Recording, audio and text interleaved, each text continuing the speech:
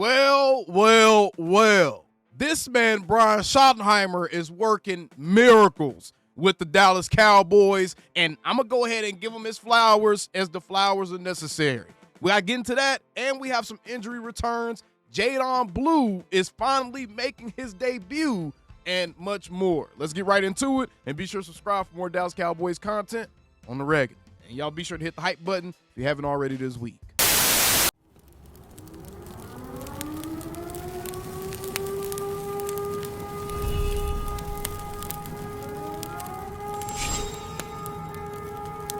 Shut your up. All right, first things first, we're going to talk about our QB. QB1, Rain Dakota Prescott.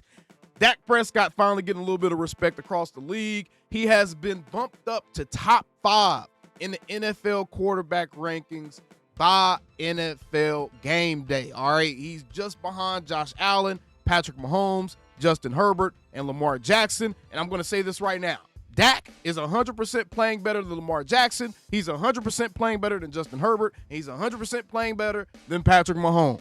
Yes, they may or may not be better quarterbacks in the grand scheme of things, but I think that Dak has an argument to be better than pretty much anybody not named Patrick Mahomes, maybe a Josh Allen, Lamar Jackson in there.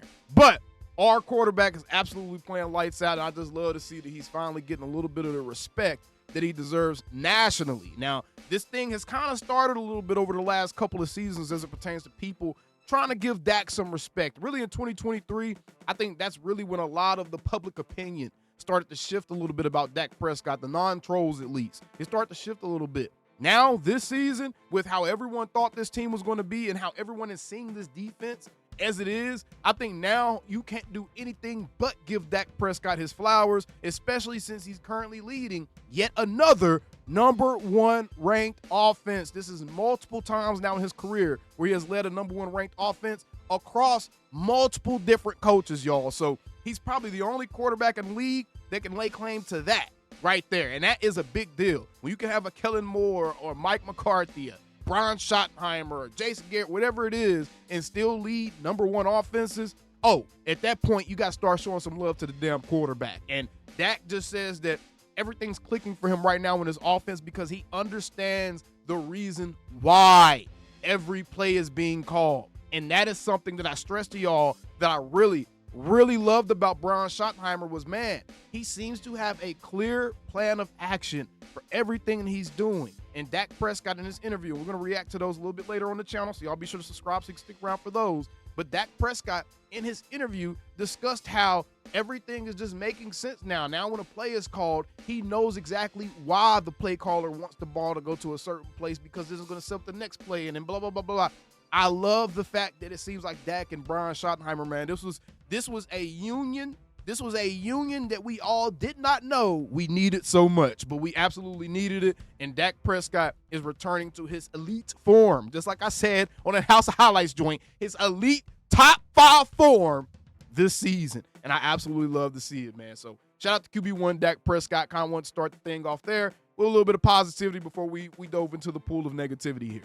The Cowboys, man, they got hella injuries. A whole bunch of injuries for the Dallas Cowboys. A lot of DNPs for Thursday's participation. A lot of limiteds for Thursday's participation. Trevon Diggs, they're listing his knee as the injury again. I know he likes to act like his knee isn't the issue, but they're listing his knee as what's keeping him limited in practice again. Maybe it's just precautionary reasons. They don't want to push him too hard. They're trying to give him extra rest day or a little bit more time to help heal that knee or to kind of relieve that knee a little bit. But Trevon Diggs is listed. Kalen Carson, they have now activated Kalen Carson's 21-day practice window. He, along with Jonathan Mingo, were the 2 guys that the Cowboys activated from their IR to start their practice windows. So Jonathan Mingo, Kalen Carson, I would expect to see them maybe on the field by the Panthers game. If not, for sure, I would expect to see them by the Commanders game.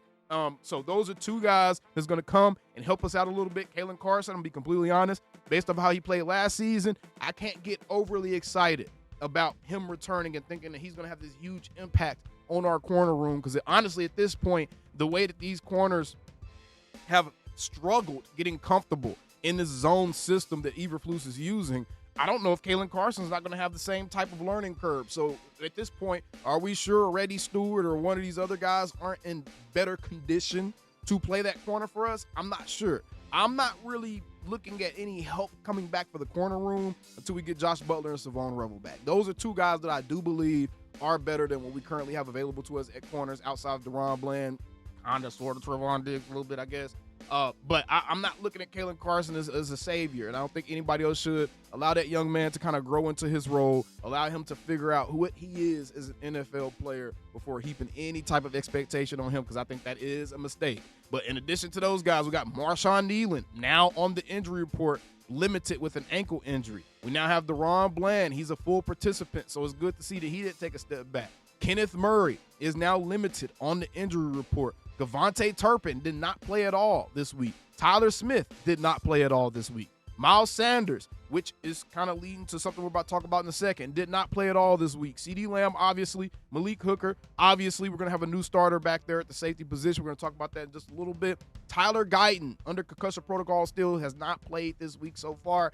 Not really a good sign. You would really like to see him maybe get on the field on Friday if he is going to be playing on Sunday. If not, then, man, we could end up running out there with a skeleton crew on the offensive line, because I don't know if y'all noticed, but our starting guards are out, our starting tackle is out, and our starting center is out. That leaves literally just Terrence Steele on the offensive line, which means you're going to see guys like TJ Bass, Brock Hoffman, Nate Thomas, hell, I don't know who the hell the left guard might be, Hakeem Adeniji or somebody like that on the line for us. And that is kind of scary against the New York Jets team that hasn't won any games yet. So you know they're going to be out there foaming at the mouth trying to get us. And I'm hoping that the offensive line is game. Now, I will say the backups played very well last week, and our offensive line looked very good still last week, and we were still able to run the ball. I think my biggest concern with the offensive line, outside of obviously keeping QB1 upright, is will we be able to continue to run the ball the way that we have? Because I think that running the ball the way that we have is the reason our offense is flowing so well and everything looks so easy for the offense. We've seen Dak Prescott have a 2023 season, but everything that year looked hard for Dak, man. There was a lot of kind of making plays on the fly and having to do amazing stuff in order to play amazing. This year, everything is coming a lot more smoothly, bros, and I think that's a lot because of how Brian Schottenheimer has schemed this thing up. But whole bunch of injuries for the Cowboys. This is going to be a good test of the depth that the Cowboys kind of put together this offseason, and we kind of saw that come through last week a little bit as well. But this is going to be an even bigger test, especially for our offensive line. Is going to be a skeleton crew the way that it looks like it's going to be right now. But very interested to see how those guys kind of participate in Friday's practice, and very interested to see rookie running back Jaydon Blue. Rookie running back Jaydon Blue is looked at as having his first start this upcoming week, or not start, but he's going to be playing in the game. He going to be playing. He ain't going to be starting, but he finally going to be playing, and he going to get to put those Louis Vuitton cleats to use, man. Jaydon Blue, if there's not one thing he hasn't done while he's been riding the bench, he stayed fresh. That man stayed fresh, and he loves his fits. And I don't really have an issue with my skill position players kind of being, you know, glitz and glamour type guys, because that's what skill position players are supposed to be. They're supposed to be the box office guys. And your running back, if your running back is swagged out, he kind of got juice, and his play matches that, then cool. F it. I'm all with it. The Cowboys need another guy that can market anyways. Jaydon Blue, we're finally going to get to see the rookie play. And I'm excited to see him run behind his line, especially if we get to have most of our starting offensive line out there, at least the 3 out of the 5 like we had last week. If we're able to have those guys out there and have Jaydon Blue run behind that line, I am very, very interested to see if he can give us better production than what Miles Sanders has given us, because quite frankly, Miles has actually given the Cowboys pretty decent production thus far, y'all. It's not like he's been chopped liver or anything. Miles has been good. It's just you're missing the home run threat. Right now, you know, Javonte Williams isn't necessarily a home run threat. He's not slow either, but he's not a home run threat. You're missing the home run threat at the running back position, and I feel like Miles Sanders was supposed to be that for us, but he hasn't been that, and I don't know if he will be able to be that, because it just seems like Miles has lost a step. Let's just keep it real. Miles has lost a step, and sometimes you don't want to root for injuries, but sometimes injuries kind of usher in something that fans have been looking for a long time. And I think Jaydon Blue, it's about time to see him on the field. I love that Schotty has made these guys earn their snaps because they're going to appreciate and value their time on the field even more and be more locked in. But it is absolutely time to see what the rookie has. And I want to see if he can add to this hellacious running attack that the Cowboys have fielded so far through 4 weeks of the NFL season. So far through a quarter of the season thus far, the Cowboys are literally tops in the league at running the ball with a non-running quarterback. That's the thing about the Ravens, the Commanders, and the Jets.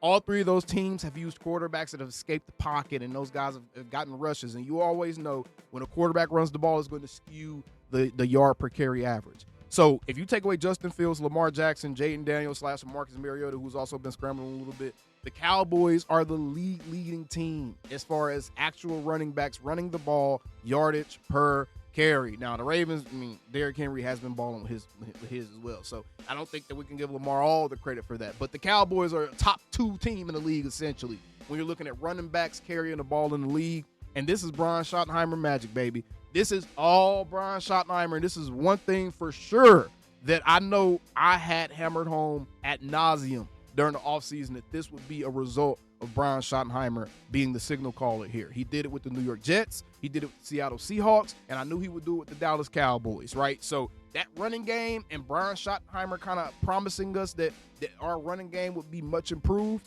It's facts. Right now, we're essentially number 1 in the league without having a dual threat quarterback. We're number 1 in the league yards per carry wise if you ignore the Jets, Commanders, and Ravens because of their dual threat quarterbacks, right? If you ignore those teams, the Cowboys are up there at the top of the rank. So absolutely love this, man.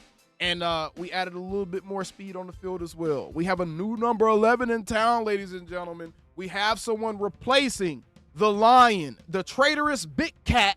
We have Paris Campbell. Paris Campbell is back with the Dallas Cowboys. He's wearing the number 11 jersey, which is hilarious that they gave it to him so soon. And he looks to help us on special teams. I'm going to be honest. Our special teams outside of Kevontae Turpin, it could use an extra boost as far as another guy back there that really has burner speed. If Paris Campbell truly has burner speed still, because Miles has been back there and he hasn't looked the best. I'm going to be honest. He hasn't looked the best on kick return. If Paris Campbell still has burner speed, bro, this is a decent pickup, a sneakily decent pickup. And I like this. This is an interesting little wrinkle. And I think that there is a place on our team for him, unless they put someone like a Jaydon Blue back there, which they probably should if he's not going to be starting anything. I think they probably should let Jaydon Blue go back there on special teams and try to return some kicks with Kevontae Turpin. Or if Turp can't play, then you have Jaydon Blue and Paris Campbell back there, right? You have 2 legit, bona fide 4.2, 4.3 speed type burners back there that can still cause a serious threat for the opposing kicking team if Kevontae Turpin isn't available. So Cowboys got a lot going on in their atmosphere. And I'm excited to see what they're going to look like against the New York Jets. I'm excited to see what Jaydon Blue is going to be. I'm excited to see how the defense continues to improve because it did look a little bit better last week. It dropped 40 on us.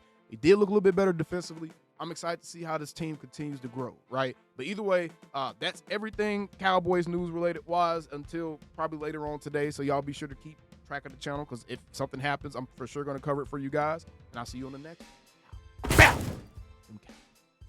Calling me, texting me, paging me, asking me, am I still in ball? Y'all usually check on me. Listen. I'm still in boys. Hey! Woo! Hey! I'm still in boys.